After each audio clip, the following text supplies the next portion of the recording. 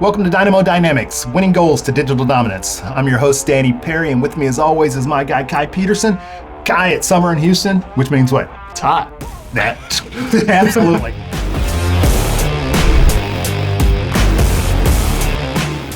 How you doing?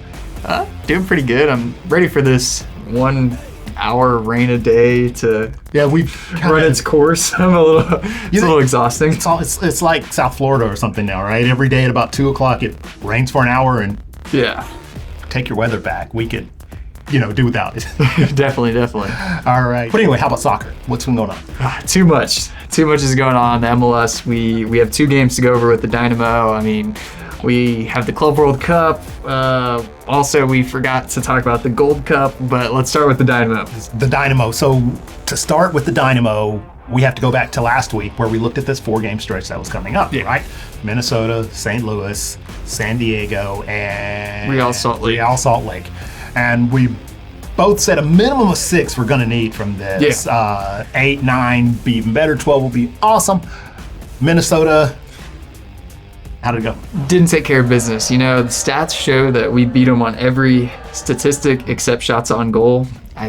I mean, not too sure what's going on there. I guess our quality of shots are they're just not that great. I mean, where are we shooting from? Like, are we really getting opportunities? Or is it just like a false narrative that we're getting all these great opportunities when it's just, well, the guy's taking one off the volley from 35 yards out? Well, I would comment knowledgeably on that, but unfortunately I did not get the chance to watch this match. So looking at the stats though, a couple of things jumped out at me. Looking at the formation that Minnesota played, a 5-4-1, is one that I don't really think I've ever seen played before. I haven't seen it on the it's on the stat sheet.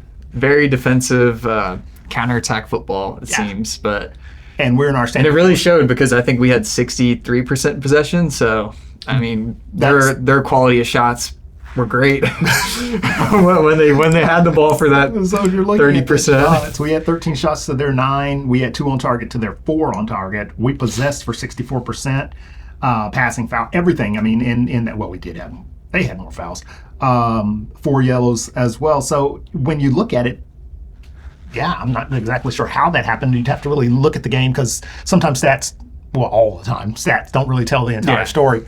But that was a disappointing way to get off the... and it also hurts, though, that our only goal was in, the 94th minute of stoppage time. So it really shows that maybe Minnesota was taking their foot off the gas a little bit, just cruising to end the game. So not too... not great. Not what you wanted? Yeah, not really. But we took that. We rolled into the weekend. But our goal differential, that goal may make the difference at the end of the year. It will. that one goal we got back will. But well, that was a disappointing way to start, obviously. So 0 out of the 12 that we were looking for on to St. Louis now. So we're going from actually top of the table with Minnesota to the very bottom with St. Louis. Yeah, and it was a close game. It was scary close. I mean, we ended up only winning 1-0. And I think the story right now is no McGlynn, no goals.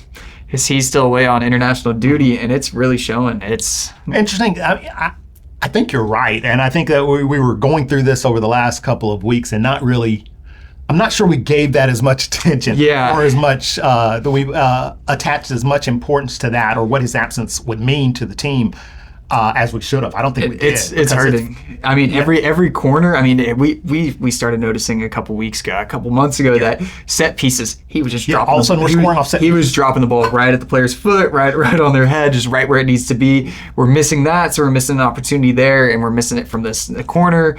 Breaking the defense with the long pass or with the through ball. And then his threat of having long shots. I mean, as he's grown. Talk about somebody who became really important really fast to this team. And having him is really hurt because, I mean, only winning 1-0 against St. Louis, 3 points is 3 points. We're happy about it, but it's scary to see that we're only scoring 1. Yeah, I was wondering where you were going with that, but 3 points. We'll take it. So 3 out of 6. Yeah. And we're now coming up on the...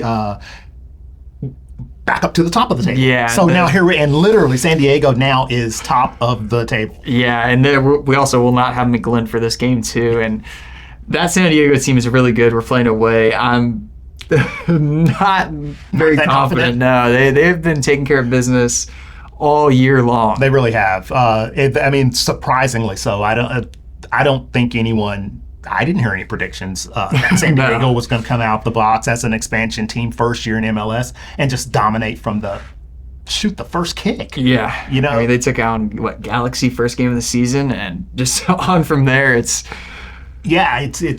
wild. But here now we have to play them. We have to go there to play them. Yeah.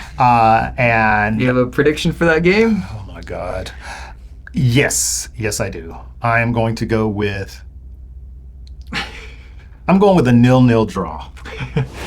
I will. This will be one of the few times I pick against the Dynamo, but that San Diego team is too good. I think we'll lose 2-0. No McGlynn. I don't think we'll even get one past them. But please, draw, win. I'll be happy with a draw. But all right. So since we pick basically neutral, it's going to be 0-0, or they're going to lose. This is the week that the Dynamo are going to put it all together and just shock the world. So hopefully this reverse psychology actually works.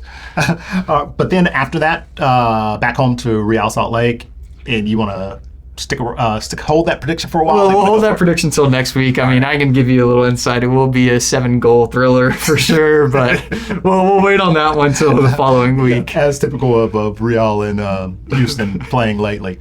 So that's where we stand. Hopefully we get a good result in San Diego, and definitely. A draw is a good result. But we did end up at the, based on the results so far, we did move up on the table. We're in 10th place now, so we're 3 points back from, I think, 7th. So we have... Maybe we're harder on the Dynamo than we should be. Maybe this season is playing out exactly as they anticipate. Yeah, if they want us to be worried and have ups and downs. If they want my emotions to be like a roller coaster ride, they're doing a really good job. Mission accomplished. Good job. All right. Well, that's we'll take a look at that, and then we've got when you look at if we're continuing with the rolling four, San Diego, Real Salt Lake, Vancouver, who's number 2 in the West, and then Philadelphia, who are number 1 in the East. So it doesn't get any easier. What it does do is makes that Real Salt Lake game really hard to not lose. We will have McGlynn back there for that Philadelphia game, and that's his. That'll be a return game for him. So he's gonna have a hat trick. Yeah, he's at least he's gonna score a goal. Yeah, goal, maybe 2 assists. You know, was it when Siegel went back to when we played NYC? Yeah, he had 2. He should have had 3. Yeah, so McGlynn has he scored 2, and he's a backup striker. Then McGlynn has to score at least 2. Definitely, maybe 3. We'll see. 3. All right. We're gonna that's our quota, that's our minimum. So come on back, Jack. And but I'm looking at that, it's just that much. Yeah, it's just crucial. You hate to chalk up the San Diego game as a minimal result or no result, or just to look past. It feels kind of almost. Saying this almost looks like looking past San Diego, but in a way, Real Salt Lake, we can't lose that game. Yeah. We cannot lose that. Agreed. We can't lose that much. Well, that's where we're at. There's other stuff going on in football, though, too. Yeah. Like the Club World Cup. Club World Cup, yeah. We're almost finished with the, what is it, we are at quarterfinal stage. Round of 16 is still going on, and then we have the quarterfinals coming up. There was a big shock to me in the round of 16 so far. Al Hilal beat Manchester City. Yeah. And just very surprising. The Brazilian teams are still doing really well. Well, 4 Brazilian teams made the round of 16, which is for a league that I think they only have 4 teams in there as well. No, that I'm not sure, but I believe you're right. They made out of the 4, all of them advanced. Yeah. So that's pretty impressive for, when you're looking at the top leagues around the world. People aren't really saying the Brazilian league is one of those top leagues. There is somewhat of a European bias towards who the top leagues are. Yeah, definitely. But the Brazilians seem to know how to play. They know how to play in this tournament, in particular with 4 Palmeiras, Fluminense, Botafogo, and Flamengo, all advancing to the round of 16. And unfortunately, Palmeiras and Botafogo were matched against each other in that round, so only one could advance. So Palmeiras did advance, and Fluminense also advanced to the next round. So that's pretty impressive. They beat Inter Milan. That was a Champions League final team. So yeah, it's good quality. Yeah, definitely. It has me paying a little more attention. Then, of course, our focus on it, of course, is MLS and how the 3 MLS teams that were in the tournament, how they actually fared. Well, Seattle and LAFC didn't make it out of groups. I don't even think they got a win, which is, it sucks, but I mean, that just shows there's levels to it, but. Yeah, absolutely. And then it shows there's levels to MLS as well, because Inter Miami did advance, and obviously they're one of the top teams, and it kind of built for this in a lot of ways. Yeah. They did advance, but then they ran into that PSG buzzsaw that you seem to downplay how good that team is. I'm not sure why you don't think this is a great team. I never said they weren't a great team. I just said, they beat Inter Miami 4-0, but now they have to play Bayern Munich, so... I'm sorry, we were recording the intro to this show? Can we roll the tape back with it? But they're playing, another top team in the world, so... They have too much ego right now. We're just going to break them down and we'll beat them this weekend. Well, 4-0, my God. That was humbling, I'm sure, very humbling. To MLS, to Inter Miami, to everybody. But PSG is for real. Yeah. I mean, this is they're the best team in the world. At this moment, I cannot argue that at all. So they would seem to be the. Do you think they're the favorites for the tournament? Definitely. I mean, they should be the favorite against Bayern this weekend, but with my non-bias, I'm still going Bayern Munich 7-0. Well, who do you got? You did have a win, so expand on that. You guys 4-2 win over Flamengo, and how did the team look to you? We looked pretty solid. I mean, very rotational though. Still, we were up 2-0, and then we brought in some players, so we gave up. We went up, I think they got one back, and then we went up 3-1, and then we got the fourth, and then they got one back. So it was a very solid win. It was never a doubt in my mind that we were going to lose. So now just getting ready for PSG. That's it. It's moving on down the line. Yeah. But we can't not talk about. Can't not. Yes. I think was that a double negative? Yeah, but I think it works. All right, we can't not talk about the Gold Cup, CONCACAF, and that we are now at the semifinal stage of that. The United States will be playing Guatemala, Mexico versus Honduras, with the winners playing in the final this weekend here in Houston at NRG Stadium. Yeah. I mean, the national team has been advancing through the tournament. They lost 4 straight to begin. Pochettino's term.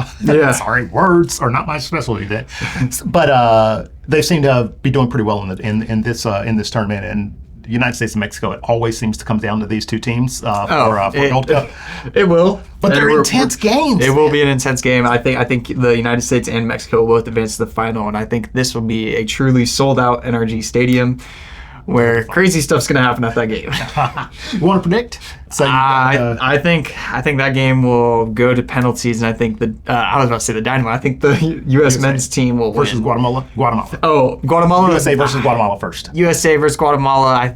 We're just going to advance. We'll win. I don't really have a score line. 2-1. And then Mexico, Honduras. I think Mexico will advance. 2-1. 2-1 as well. We'll just say 2-1, 2-1, and then the final, I think it'll be a draw and then go to penalties. I just think it's just... The script's written out. They want a USA versus Mexico final. That would be huge. I agree. It would be a big win for the United States, though. I mean, Mexico is the big rival as far as, especially in soccer, and it goes back years and years and years. But I think if they go in and if they win this match, if they advance through the semis and actually beat Mexico in the final this weekend, that will be huge for the U.S. men's national team and kind of set them on the way for the World Cup qualifiers, which are ongoing as well. Yeah. Did you know that the Gold Cup has nothing to do with World Cup qualifications? Not really. I'm not too sure. I'm not sure why. But anyway, it doesn't. It doesn't. So we'll talk more on World Cup qualifiers next go around. Anything else on your mind? No. Let us know your thoughts on this Club World Cup and MLS and the Gold Cup. All right. Do it. Hit us on our socials. You know where to find us. We're definitely interested in hearing what you got to say, and we will look forward to seeing you again next week when we come back to talk about all this stuff. Come on, Dynamo. Thanks for joining, folks.